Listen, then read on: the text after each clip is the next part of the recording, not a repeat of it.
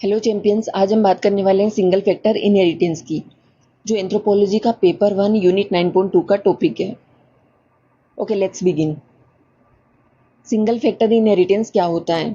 इसमें एक single gene responsible होती है किसी भी लक्षण को एक्सप्रेस करने के लिए या किसी भी डिजीज को एक्सप्रेस करने के लिए, और इसको हम मेंडेलियन इनहेरिटेंस भी कहते हैं क्योंकि मेंडल ने ही सबसे पहले इसको एक्सप्लेन किया था। फॉर एग्जाम्पल कि सिकल सेल एनीमिया है। अगर सिकल सेल एनीमिया पेरेंट्स से बच्चों में पास ऑन होता है और इसके लिए एक जीन रिस्पॉन्सिबल होती है, तो ये सिंगल फैक्टर इनहेरिटेंस का एग्जाम्पल हो जाएगा। Types of single factor inheritance दो टाइप के हैं, autosomal inheritance and sex linked inheritance, and इनके बारे में हमने लास्ट लेक्चर में भी बात की है। ऑटोसोमल डोमिनेंट को हमने लास्ट लेक्चर में कवर कर लिया था। आज हम बात करने वाले हैं ऑटोसोमल रिसेसिव डिजीजेस के बारे में या ऑटोसोमल रिसेसिव इनहेरिटेंस के बारे में। फर्स्ट पॉइंट एक्सप्लेन करती हूँ मैं।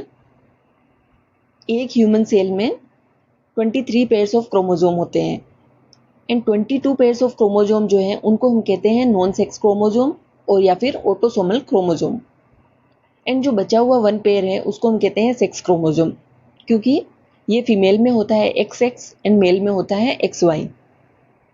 और ये सेक्स क्रोमोजोम इसलिए है क्योंकि ये हमारा जेंडर डिसाइड करता है कि जो लड़का होगा या लड़की होगी।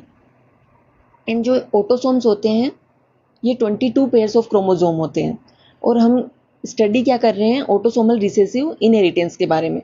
इसका मतलब क्या है कि ये डिजीज जो है म्यूटेशन की वजह से होती है, लेकिन ये म्यूटेशन जो है वो कहाँ पे हो रहा है? इन 22 पेयर्स ऑफ क्रोमोजोम में से किसी एक में। ओके, सेकेंड पॉइंट समझने के लिए आपको कुछ कॉन्सेप्ट समझने पड़ेंगे, जैसे कि डोमिनेंट ट्रेट होता है और एक रिसेसिव ट्रेट होता है।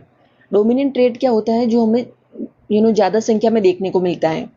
फॉर एग्जाम्पल ब्लैक आइज़ वाले लोग, ज़्यादातर लोगों में आपको ब्लैक आइज़ दिखेगी। एंड रिसेसिव ट्रेट क्या हो जाएगा? ब्लू आइज़, जो कि ऐसा ट्रेट, जो कि ऐसे लक्षण जो कम देखने को मिलते हैं और कम एक्सप्रेसिव होते हैं। डोमिनेंट अलील को हम रिप्रेजेंट करते हैं कैपिटल लेटर से, और ये जो रिसेसिव अलील है इसको हम स्मॉल लेटर से रिप्रेजेंट करते हैं। डोमिनेंट ट्रेट जो है वो दो कंडीशन में हमें एक्सप्रेस होता हुआ दिखाई देगा। फॉर एग्जाम्पल कैपिटल ए है तो भी डोमिनेंट वाला लक्षण ही एक्सप्रेस होगा, तो भी बच्चे की जो आंखें हैं वो क्या होगी? ब्लैक होगी। एंड कैपिटल ए और स्मॉल ए है फिर भी डोमिनेंट वाला लक्षण ही एक्सप्रेस होगा।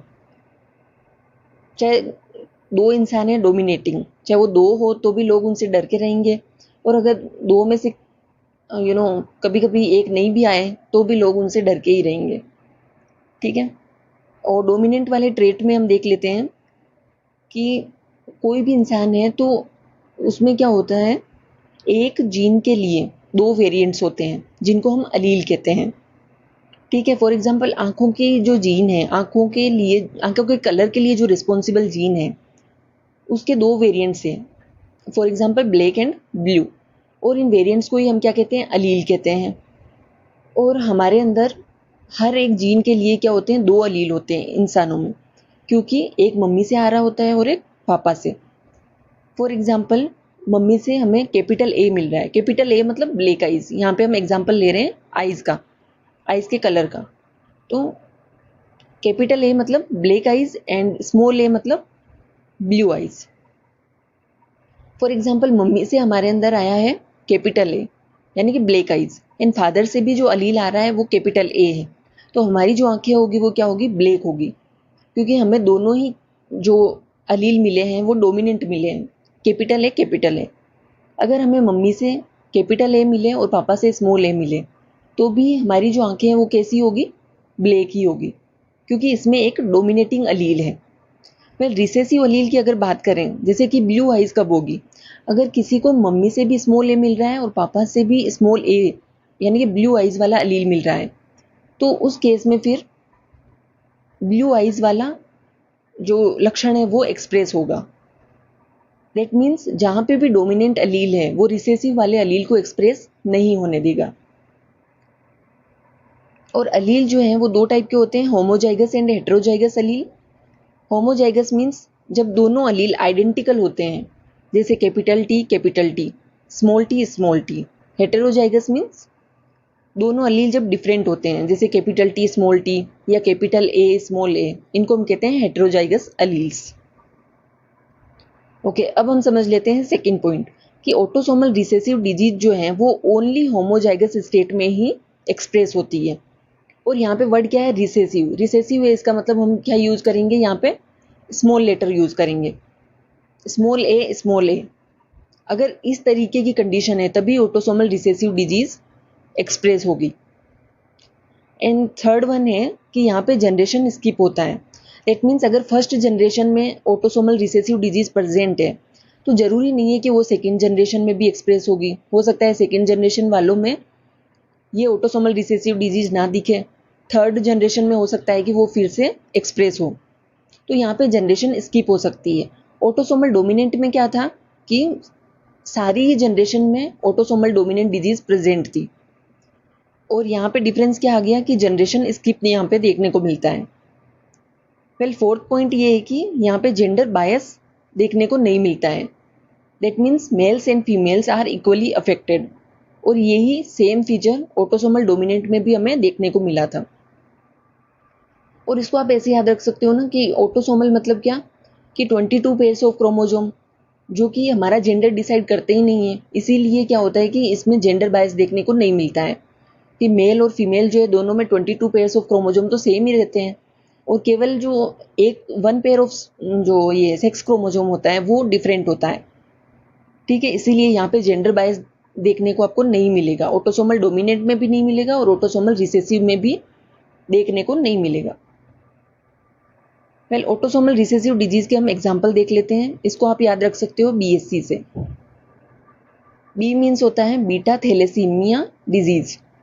वेल, ये एक इनहेरिटेड ब्लड डिसऑर्डर है जिसमें क्या होता है, हीमोग्लोबिन का बनना अफेक्ट हो जाता है। एंड सी मीन्स हो जाएगा सिस्टिक फाइब्रोसिस, जिसमें लंग्स और डाइजेस्टिव सिस्टम डैमेज हो जाता है। एंड एस है सिकल सेल एनीमिया। ये सारे क्या है, जेनेटिक डिसऑर्डर है। एंड सिकल सेल एनीमिया में क्या होता है कि जो RBC की शेप है वो सिकल शेप की हो जाती है, और उसकी वजह से क्या होता है, क्योंकि RBC में क्या होता है, हीमोग्लोबिन, और हीमोग्लोबिन जो है वो ऑक्सीजन कैरी करता है। तो सिकल शेप होने की वजह से क्या होगा कि ये जो RBC है वो ब्लड में इजीली फ्लो नहीं कर पाएगी, और फिर वो उस इंसान में जो है ऑक्सीजन की पूर्ति नहीं हो पाएगी, और इसकी वजह से उसको ब्रीदिंग प्रॉब्लम होगी। पहले हमने ये सारी चीज़ें देख ली, और मैंने आपको क्या बताया था कि कोई भी आप टाइप्स पढ़ रहे हो सिंगल फैक्टर इनहेरिटेंस में, तो उसमें हमें 3 चीज़ें पढ़नी है। एक तो फीचर्स, दूसरा हो जाएगा example, and the third one is pedigree chart. Okay, अब हम इसकी पेडिग्री देखें तो बिल्कुल ही सिंपल दिख रही है। पेडिग्री हमेशा बनाते हैं जब हमें फीचर्स याद होंगे।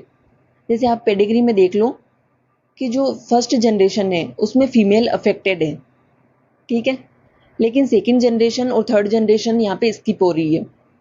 यानी कि सेकंड और थर्ड जनरेशन में हमें वो डिजीज जो है ऑटोसोमल रिसेसिव डिजीज दिखाई नहीं दे रही है। एंड फर्दर जब फोर्थ जनरेशन के जो बच्चे हैं उनमें ये डिजीज दिखाई दे रही है। अगर आपको फीचर्स याद है तो आप पेडिग्री इजीली बना लोगे। एक तो जनरेशन स्किप हो जाएगा, एंड सेकंड क्या था कि मेल और फीमेल दोनों इक्वली अफेक्टेड होते हैं। और यहाँ पे भी फोर्थ जनरेशन में आप देख सकते हो कि एक मेल को है और एक फीमेल इससे अफेक्टेड है। I hope you got it, and कोई भी डाउट है तो आप कमेंट बॉक्स में पूछ सकते हो। Keep learning, keep growing. जय हिंद, जय भारत।